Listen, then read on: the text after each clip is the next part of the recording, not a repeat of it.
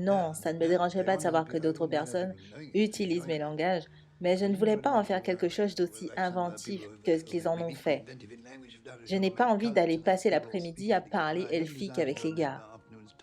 Vous voyez, l'elfique est trop compliqué, je n'aurais jamais fini de la créer.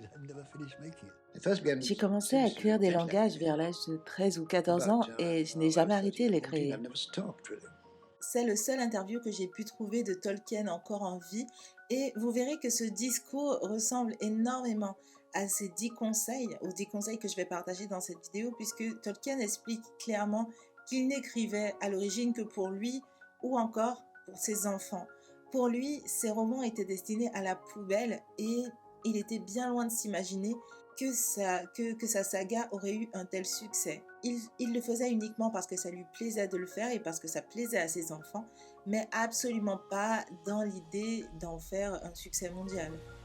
Tolkien, lui, était passionné par les langages et c'est en créant des langues qu'il s'est mis à tisser tout un monde autour. Et du coup, il est devenu un peu le maître incontesté du world building.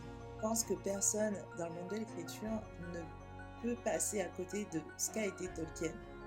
Donc c'est parti pour 10 conseils du maître incontesté, Tolkien. Salut à toi, et si tu ne me connais pas, je m'appelle Priska, je suis coach en écriture depuis 2015. Mon dada est d'accompagner la femme à réaliser son rêve, écrire son roman et le faire éditer. Tu peux voir également en description tous mes romans et tous mes livres. Et enfin, que te dire, hormis si ce type de contenu t'intéresse, si mes valeurs, les valeurs que je prône t'intéressent, je t'invite à t'abonner à cette chaîne et à activer les notifications pour être averti des prochaines vidéos. Conseil numéro 1, la vanité est inutile. J'espère certainement laisser derrière moi le tout, révisé sous sa forme définitive pour que le monde le jette à la corbeille à papier. Tous les livres finissent là-bas à la fin dans ce monde de toute façon. Encore une fois, Tolkien a écrit ses livres pour se faire plaisir. Il était bien loin de s'imaginer que ces livres auraient un succès quelconque. Ce n'était même pas pour ça qu'il les a publiés. À travers ce conseil, Tolkien nous exhorte à faire ce qu'on a envie de faire, ce qui nous amuse. Sinon, selon moi, on va finir par s'essouffler. Conseil numéro 2, le livre que tu écris peut paraître banal. La vidéo que j'avais tournée a complètement sauté ici, donc je vais vous le dire à l'oral. Ce que Tolkien essaie de nous dire tout de suite, c'est fais confiance à ton talent, mais pas à ton jugement. De ne pas supprimer un chapitre en se disant « Tiens, c'est nul, je déteste, je supprime, personne ne va aimer ». Fais lire à tes lecteurs. Tu te rendras compte très vite que souvent, ce que tu penses être nul est très bien. Ça ne veut pas dire que ce sera toujours parfait ou que tout le monde va toujours aimer ce que tu écris, mais que tu n'es pas en capacité, toi, de juger ton propre travail. Le propre de l'écrivain est qu'il est extrêmement perfectionniste. On a tendance également à souffrir du syndrome de l'imposteur. Ne te fais pas confiance en ce qui concerne le jugement de tes propres œuvres, fais confiance à ton lecteur. C'est la raison pour laquelle je vous exhorterai toujours à entrer dans des groupes professionnels.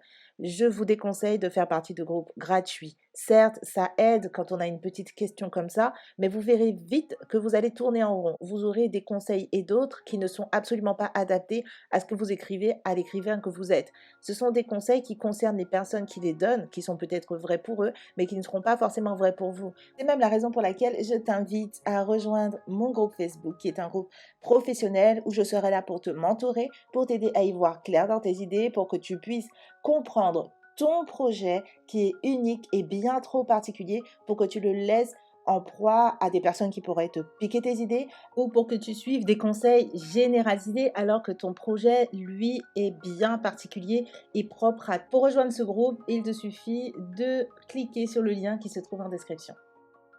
Conseil numéro 3, continuez à écrire même dans l'adversité. Tolkien était extrêmement surmené. Il avait des problèmes personnels, il était très malade, mais lorsque ses fils ont grandi, Christopher par exemple est parti au front et ça a beaucoup inquiété Tolkien. Donc il a dû jongler entre sa vie de père, sa vie personnelle, etc., etc., tous les problèmes qu'on peut avoir dans sa vie. Et lui, le conseil qu'il nous donne, c'est de continuer à écrire, même lorsque rien ne va plus, même lorsque tout nous pousserait à abandonner, de continuer à écrire, même dans l'adversité. Avec tout ça, il a fallu à Tolkien 7 ans pour écrire Le Hobbit. Numéro 4, écoute le critique. Quand on me disait « vous pouvez faire mieux que ça », j'essayais. Je m'asseyais alors et j'écrivais la section encore et encore. Cela s'est produit avec la scène que je pense être la meilleure du livre, la confrontation entre Gandalf et son rival sorcier, Saruman, dans la ville ravagée d'Isfard. À l'époque, l'éditeur de Tolkien était l'écrivain qui a écrit Le Monde de Narnia, C.S. Lewis, et cet écrivain lui avait dit en lisant son roman, tu peux faire mieux que ça. Et Tolkien a décidé de suivre son conseil et de réécrire, parce que c'est la critique qui fait évoluer. Numéro 5, laisse ton intérêt guider ton écriture. Tolkien nous dit, si vous écrivez quelque chose qui n'est pas vraiment dans votre cœur, vous écrirez quelque chose de plat et de sans vie. L'intérêt de Tolkien était pour les langues, et c'est en créant ces langues, en imaginant l'histoire qui était rattachée, qu'il a créé tout le world building et toutes les histoires qu'il nous a racontées à travers ses livres. Tolkien nous dit donc, laissez votre passion guider votre écriture. Numéro 6, la poésie est une voie pour narrer. Lorsque Tolkien n'arrivait pas à exprimer ses idées et ses émotions dans une narration classique, il se mettait à les écrire en vers. Tolkien nous exhorte à exprimer et à exposer nos pensées sous forme de poèmes pour pouvoir exprimer plus facilement ce qui ne peut être dit à travers de simples mots. Numéro 8, numéro 7, l'heureux accident. Parfois des accidents se produisent et parfois des accidents conduisent un écrivain ou un éditeur à créer un roman entier.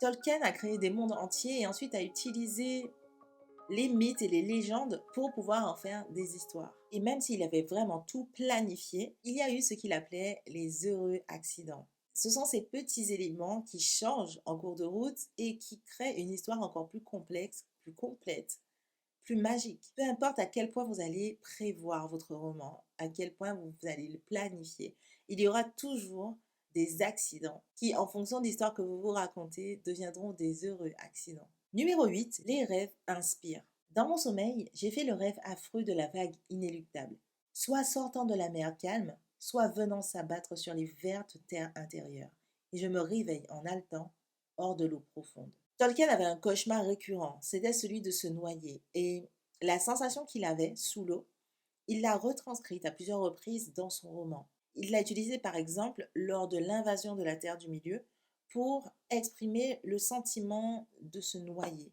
Servez-vous de vos rêves pour vous inspirer, mais également de vos sensations. Là, on y est presque en fait. C'est ce que j'appelle un peu l'inside body. Le fait de retranscrire à travers son corps des choses qu'on a pu vivre dans la vraie vie. Ça donne énormément de réalisme à notre texte. Conseil numéro 9, les vrais gens font de très bons personnages. Tolkien s'est inspiré de véritables personnes pour peupler la Terre du Milieu. Et j'avoue que je pense qu'il y a énormément de personnes qui m'ont inspiré des personnages. Et numéro 10, tu pourrais être le prochain best-seller. Tolkien a été très surpris du succès de son premier livre. Pour lui, sa réussite était un heureux accident. Il ne l'a certainement pas fait pour ça. Je trouve que ça donne de l'espoir à pas mal d'écrivains. Je trouve que c'est très difficile de percer encore plus aujourd'hui qu'hier. Et en même temps, je me dis que ça peut tout à fait arriver à n'importe lequel d'entre nous d'écrire un roman et d'en faire un best-seller sans même vraiment chercher à le faire. Donc voilà pour les 10 conseils de Tolkien. J'espère que ces 10 conseils t'auront plu, t'auront aidé, t'auront aiguillé, t'auront peut-être donné une idée de la vision qu'avait Tolkien lorsqu'il écrivait ses romans. Et moi, que te dire hormis de liker cette vidéo si elle t'a aidé, de la partager si ça peut aider d'autres personnes et évidemment de t'abonner à la chaîne si ce n'est pas encore fait.